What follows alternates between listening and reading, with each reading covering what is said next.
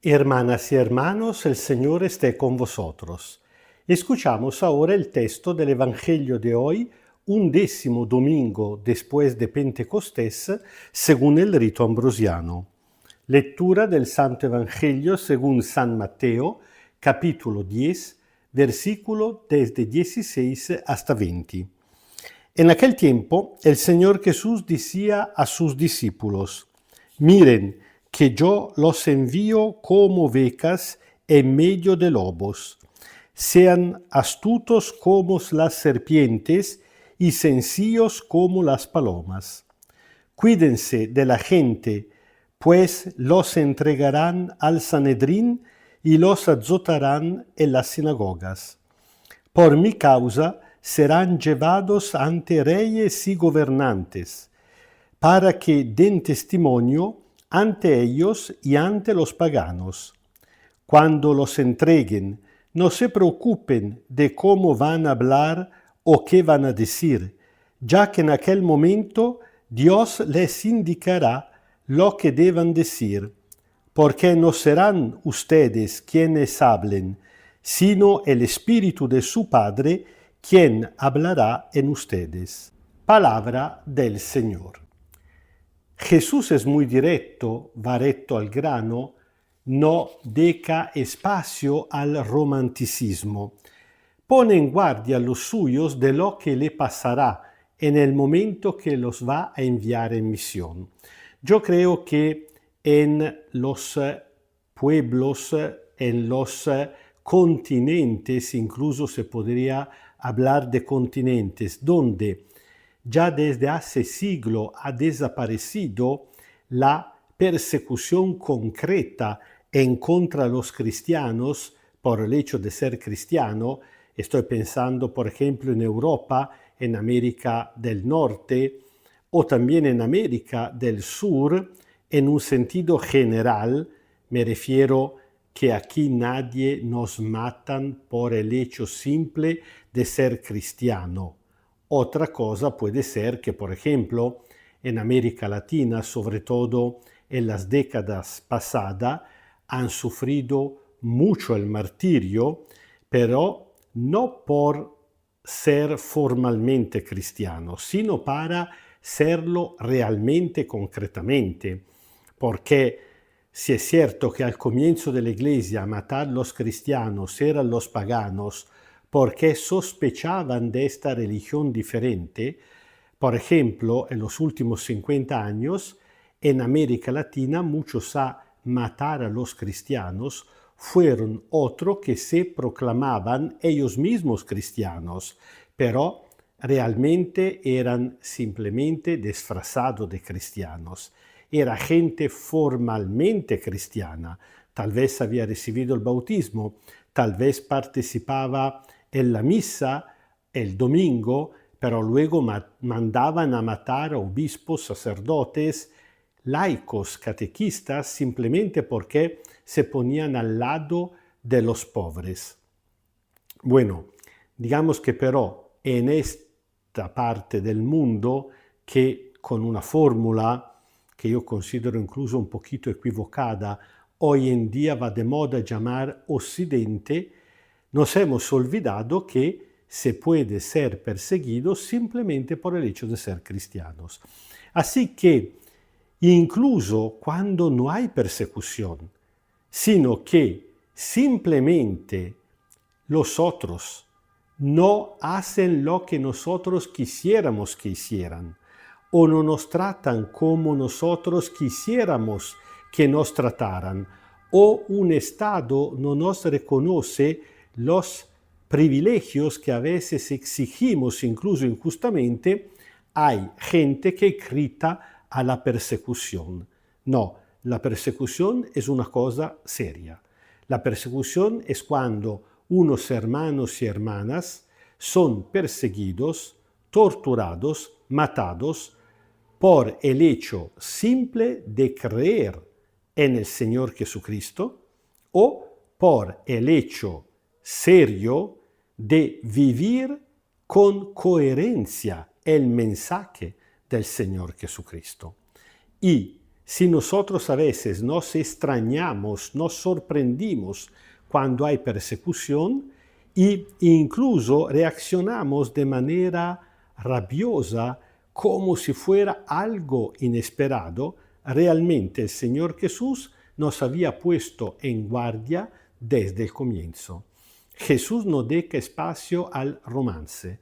Lo dice de manera muy clara: yo los envío como ovejas en medio de lobos.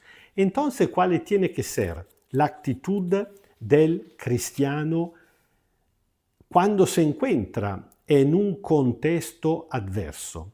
Jesús dice: no se trata de ser tontos y pero tampoco de perder su sencillez.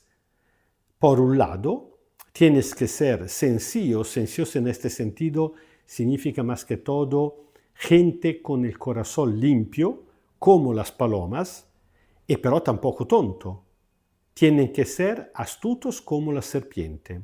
Un hombre que no va en búsqueda del martirio, pero trata de evitarlo, pero cuando se presenta no da paso atrás. Y Jesús incluso añade la oportunidad de convertir, eso siempre pasa con Dios, una situación totalmente mala en una ocasión de bien. Jesús dice: cuando los llevarán frente a los poderosos de este mundo, reyes y gobernantes, o cuando los llevarán frente a los paganos, a los que no reconocen a Jesús, a Dios, a los que incluso le están haciendo del mal por cualquier clase de interés. Bueno, ustedes piensen que esta es una oportunidad única para dar testimonios a ellos también, que nunca habrían venido a escucharlos dentro de una iglesia o en cualquier otra asamblea, ocasión para darle a ellos mismos un buen testimonio. Y tenemos, empezando ya por el libro de los Hechos de los Apóstoles y por toda la historia de la iglesia, tenemos muchos ejemplos de verdugos que se convirtieron precisamente viendo a la valentía, a la coherencia, a la fe de su propia víctima, empezando por Saúl de Tarso, que estaba presente, aunque no pudo participar porque todavía menor de edad, al martirio de San Esteban, y a pesar de esto, años después, se convertirá. Seguramente fue Jesucristo convertirlo, no Esteban, pero el testimonio de Esteban se le quedó dentro, y muchas otras veces así. Así que la actitud auténtica de un cristiano frente a la persecución no es la de recriminar, de maldecir a los verdugos, sino de aprovechar de esta situación y como última confirma, como último consuelo, como último seguro, Jesús viene a decir: cuando tengan que enfrentarse y hablar, no tengan la preocupación de qué le vamos a decir. Para dar un auténtico testimonio a Dios, al Señor Jesús, no hace falta una laurea en teología, no hace falta tener una buena capacidad de hablar, de dar sermones. No, en aquel momento, en el momento supremo, es el Espíritu Santo mismo de Dios que le va a sugerir las palabras oportunas. Yo creo que, incluso por experiencia nuestra personal, podemos decir que esta palabra es muy cierta, no solamente en el momento extremo, cuando el martirio, la palabra martirio significa en griego testimonio, coincide con el testimonio supremo, sino que en muchas situaciones de la vida, cuando estamos llamados directamente a dar nuestro testimonio de fe, nos damos cuenta que a veces nos salen palabras que ni siquiera uno la había preparada. Y creo que muchos de nosotros podríamos dar testimonio que en algunas situaciones hemos tenido la convicción, la clara conciencia que lo que estábamos diciendo venía no por parte de nosotros, no por parte de nuestra inteligencia, de nuestra capacidad de retórica, sino precisamente venía por parte del Espíritu Santo. El Señor esté con vosotros. Kyrie eleison, Kyrie eleison, Kyrie eleison. Os bendiga Dios Todopoderoso, Padre, Hijo y Espíritu Santo. Amén. Como diría San Pablo, que las situaciones sean positiva o sean negativa, favorable o adversa, de toda manera se pueden convertir en una situación, ocasión propicia para anunciar el Evangelio. Hace unos años, ya está pasando el tiempo, nuestro arzobispo nos dijo que tenemos que convertir cada situación en una ocasión. ¿Ocasión para qué? Para el bien, para el anuncio del Evangelio.